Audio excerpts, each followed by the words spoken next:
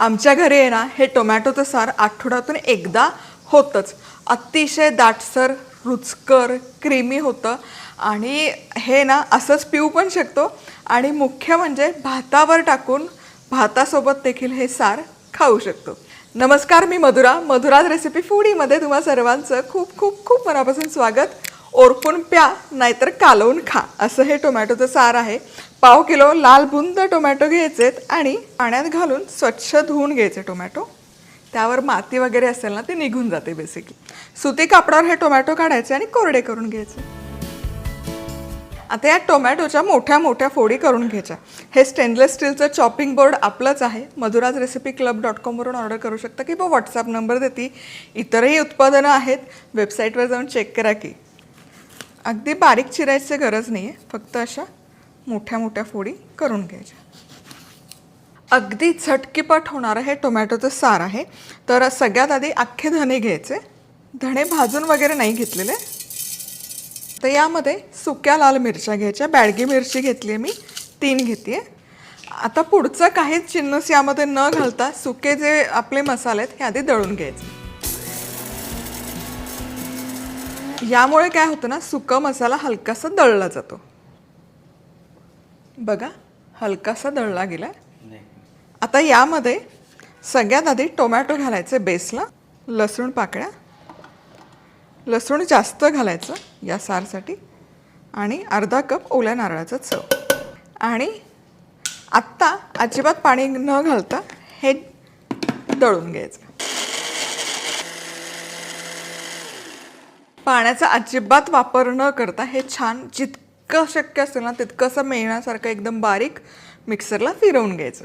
आणि अजिबात पाणी वगैरे वापरलं नाही. आणि बघा, मस्त झकासं झालं आहे, एकदम बारीक वाटलं गेलं आहे.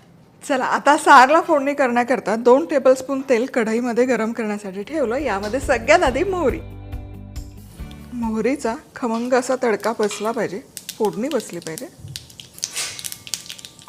हिंग, कढीपत्ता आणि हे टोमॅटोचं मिश्रण जे आपण तयार केलं होतं.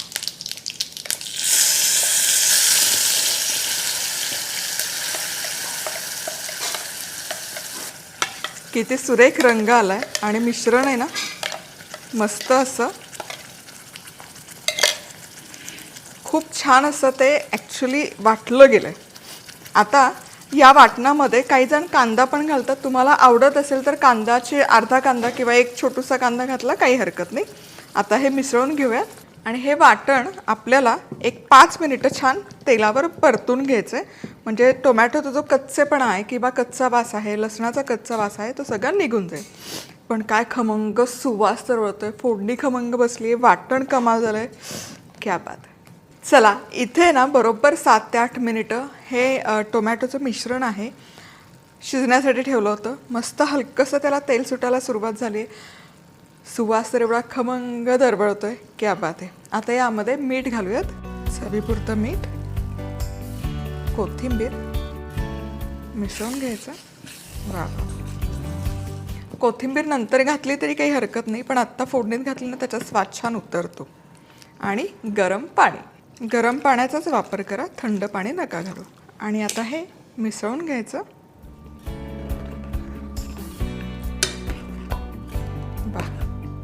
तुम्हाला जितकं हवं तितकं दाटसर पातळ ठेवू शकता.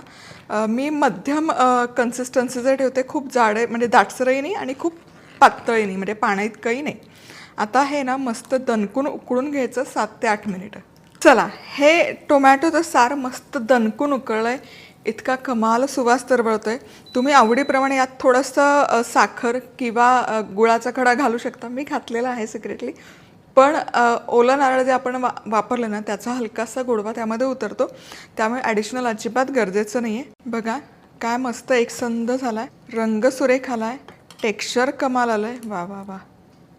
हे असंच गरमागरम ओरपून पिऊ शकता किंवा जसं मी सांगितलं गरम गरम भात आणि हे सार कमाल लागतं. आणि ऋतू कुठलाही असो, हे तुम्ही पावसाळा असो, हिवाळा असो, उन्हाळा असो, पिऊच शकता.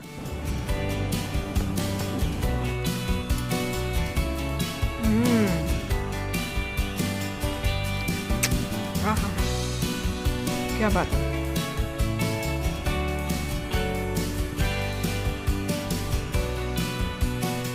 रेसिपी आवडली तर लाईक कमेंट सबस्क्राईब. पुन्हा भेटूया. तोवर मस्त राहा, खुश राहा, आनंदी राहा. सगळ्यात महत्त्वाचं खात राहा.